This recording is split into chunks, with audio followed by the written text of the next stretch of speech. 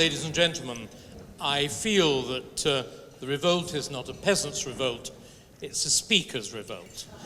I was lured here under the pretext I was going to have a good dinner in a magnificent room with delightful company, which I've had, and that was it. And then people like this say, stand up, talk, speak for your supper. But then why not?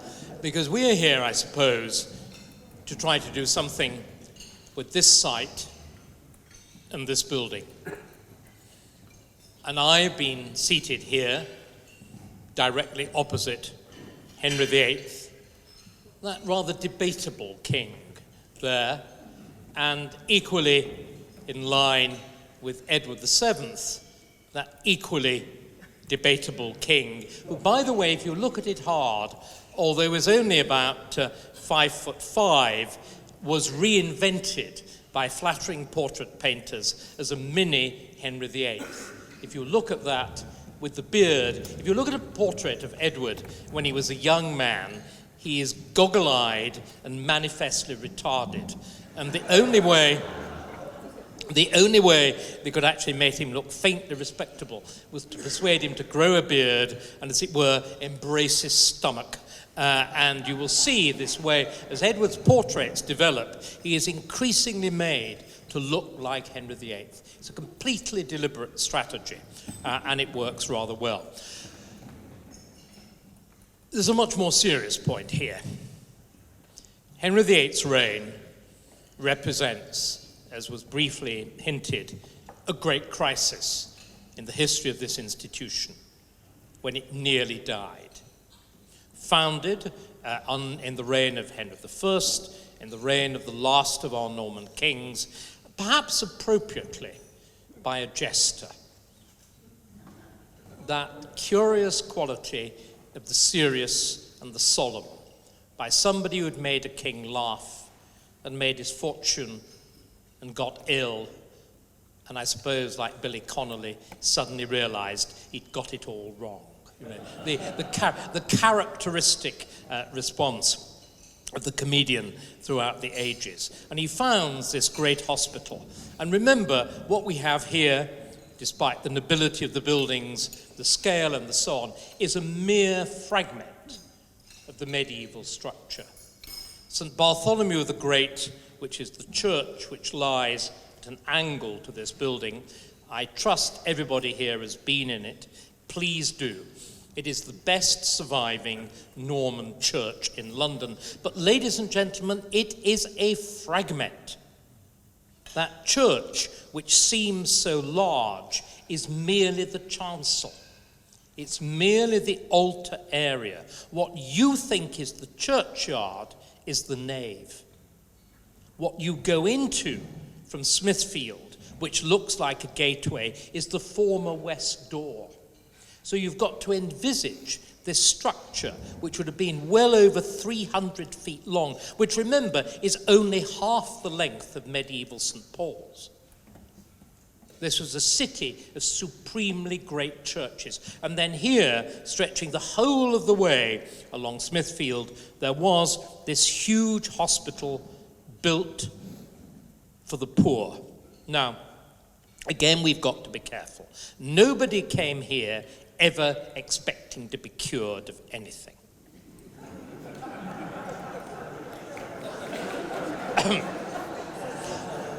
You came here expecting to die in decency and the odor of sanctity.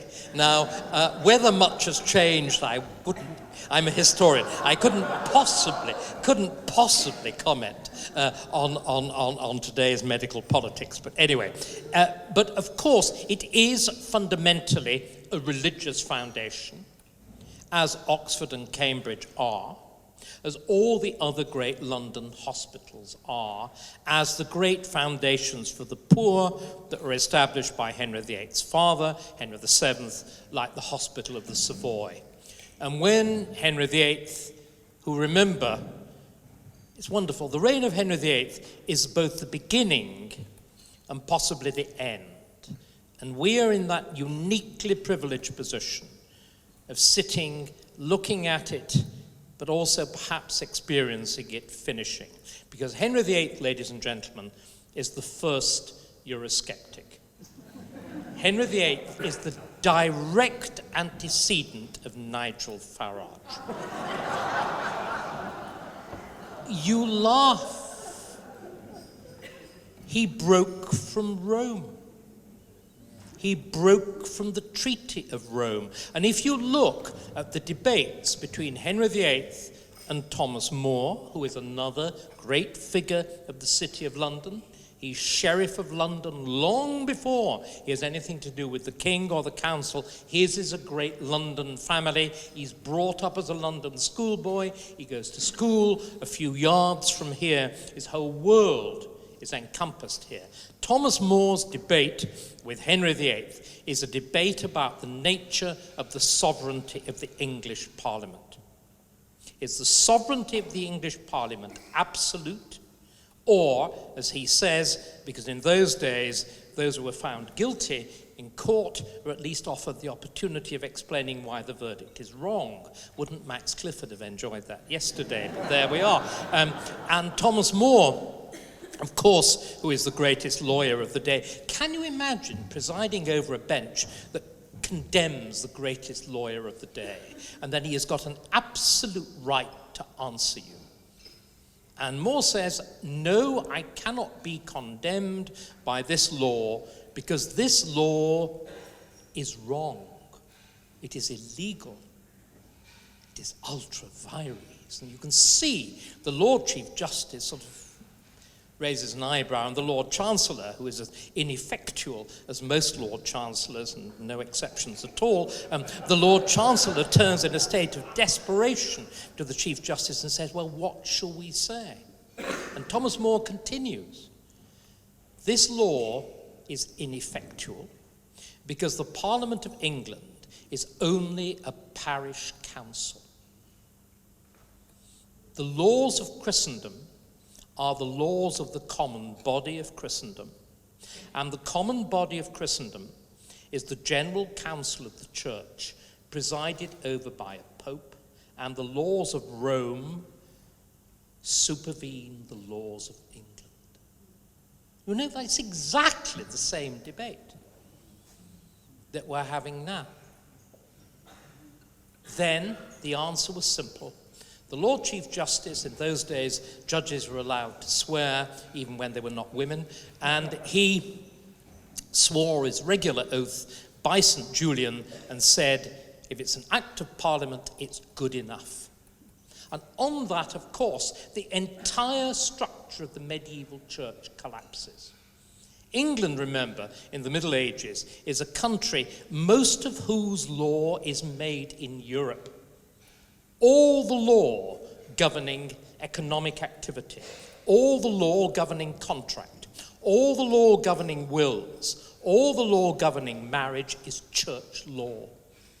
The only thing the state deals with is property, real estate, and criminal law. The entire area of social, economic legislation, and of course, it's increasingly important, the regulation of thought, PC, medieval style, except then we didn't pillory people in The Guardian, we burned them at the stake just outside the door. In Smithfield, it's not clear which is the more unpleasant process. But all of this is reversed under Henry. And again, the medieval church was immensely rich. Roughly a third of the land of England is held by the church. And that land is seized by the king in one of the very great first early acts of nationalization. We've had 4 in English history. The first, of course, is the Norman Conquest. The second is the enormous confiscation of the monasteries. The third, actually, is the confiscation which nearly took Oxford and Cambridge. 10 years later, the confiscation of the chantries. And the fourth, of course, is what the Labour governments of the 1940s did, which included the estates of this hospital, which had survived Henry VIII. Henry VIII nearly took this hospital down with him. He is persuaded not to. In so doing, and this is really important, in so doing, Henry and his daughter, on this wreck of the religious bequests of the Middle Ages, remember, we're all talking about charity. Every will in the Middle Ages included a bequest to the church, which would normally have encompassed between a tenth and sometimes as much as a third of the estate. It was regarded as proper and your pathway to salvation. Now, what happens? Once you reject the Catholic Church, why did people leave so much money? Were they holy? Well, I suppose a few of them were, but the essential notion was you were going to buy your way to paradise. That money paid for prayers that would be said for you to get you into heaven. And it's done in I noticed very distinguished bankers opposite me. It's done on the principle of the church's treasury of merit. The idea was that the church had contained Jesus Christ himself and the saints who had been so much better than they need to have been, that there was what was called a treasury of merit. The church was in fact sitting on a great deposit of virtue that was entirely superfluous to get those people into heaven. They'd laid up so much treasure in heaven, it could be redistributed to those of us who were less effective at saving ourselves, of course, in return for money. And it was actually sold in return for money, which is why these bequests are made. What the reign of Henry VIII and Elizabeth does, it nearly destroys all of it. And then it does something, I think, of crucial value, that reshapes the entire Anglo-Saxon world. It invents the idea of charity. The idea that giving isn't simply to save your soul or to save your skin, but it is to do good socially in very particular areas. In education, in the care of prisoners, in the care of the sick, in the care of the poor. And those definitions of charity, which were worked out between Henry VIII and the Great Charities Act of 1601, have governed the whole operation of charitable giving on both sides of the Atlantic. The American tradition of philanthropy is shaped entirely by that concept, not subverted by the welfare state. I'm sorry, that's why it's so strong there and why it's so weak here. And of course, ladies and gentlemen, facing now the problems of the ideas of 1945 and 46 running into the sand, that there is no longer that huge pot of money that will keep these things going. We're having to revert. We're having to go back. Whether it is entirely satisfactory that we use Henry VIII as a moral model, I am not sure. But that's where we are, isn't it? It's painful. But it also forces us to ask questions. What is the place of structures, of buildings like this? Why do we try to keep them going at the same time as having a modern hospital around them? Why does my Cambridge College try to keep distinguished architectural structures going, whilst at the same time we're off manipulating elaborate mathematical formulae in dreadful slums, built by famous architects for too much money in West Cambridge? I mean, what is the relationship? And ladies and gentlemen, I think there's a very simple answer. It's called sentiment. Do we have any feeling for what that very great Whig, who became an even greater Tory, Edmund Burke, called the social contract, which he talked about as being the bond between the past, the present, and the future? And when you're here, when you're in a room like this, and you're looking everywhere on these walls, there's a monument to what people have given. There's no shame. There's pride in giving, in noting it down to the last penny and the last halfpenny. There's a pride, but equally there's awareness. And look at them, the dates, everywhere. There's a sequence of dates. They're aware they're part of a sequence of dates, that they're standing in time, that they'll die quite soon, that this may be a monument and a memorial of something that they've actually done.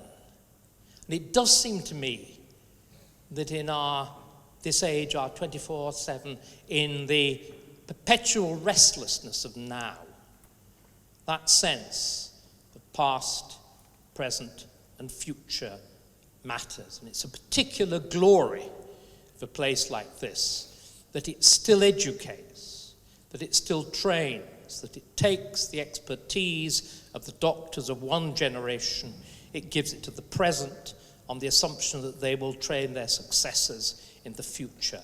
That matters. And the stability of this architecture, of its distinction, matters and is a kind of visual representation. It's our duty, I think. I hesitate to use that word.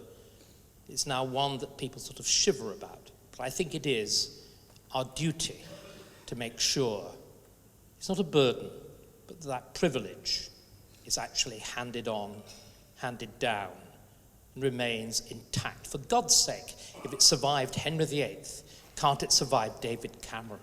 Please.